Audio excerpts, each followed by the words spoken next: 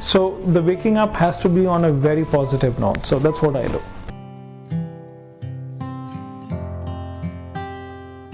So I generally end up playing with him, and so very consciously what I do is I ensure that my very first interaction with my son has to be on a very positive note. So I end up doing different things. I end up playing a music at times, I end up tickling him, I end up telling him a story maybe. Now in my head I know that okay, he's in that mode of waking up, right? And I have to be very careful and very conscious, and that's what I do, that the first interaction that I have with him is positive, and I try that the very first one has to be fun.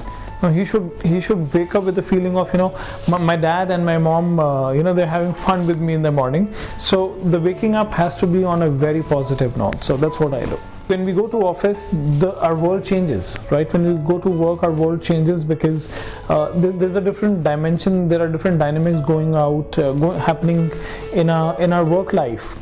And once I come back home, see, it is like a switch. In fact, I remember doing this, and my wife used to laugh. I would carry a small switch in my pocket, and a very small non-working switch, and the moment I would enter my home, I would pull out that switch from my laptop bag and I would turn off the switch. Now the entire exercise was not that there is any current flowing through the switch. The entire exercise was that it's a reminder for me, right, that you are now switching off the work mode and you're entering your home with a very fresh perspective, because could be that you did not have a great day. See, we are human beings, right? There is a possibility that the day does not go the way you intend or the way you planned it, and you're not in a great mood. But when you're coming home, your child has nothing, trust me, your child has nothing to do with what you had undergone during the day.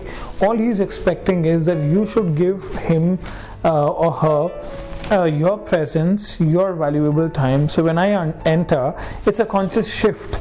I'm back home for him, for her, and of course for the family, and I'll have to leave the baggage outside. So a conscious shift, very crucial. A lot of people travel, and I definitely understand the fact that when you're away, you also want to connect with your child, but more so the child also wants to connect with you, right? Sometimes the child might not do it thinking that my mom, my dad, he or she is traveling because they are busy with their work, they have some assignments, they have some commitments maybe. I think here it is the duty of the parent to ensure that the parent gets in touch with the child, because the child might be in a zone that they're busy. So the parent can make a call. Do Skype, technology is available, do a WhatsApp video call, do a Facebook video call, do a general video call, but stay in touch so the child feels, despite the fact that my parents are away, or my father is away, or my mother is away at work for work, but they made a conscious effort to reach out. Now these simple little things, they make a difference. What I know is that while I'm away, my son might have this tendency to think that my dad is away, so let me not try and reach out, though he's too young.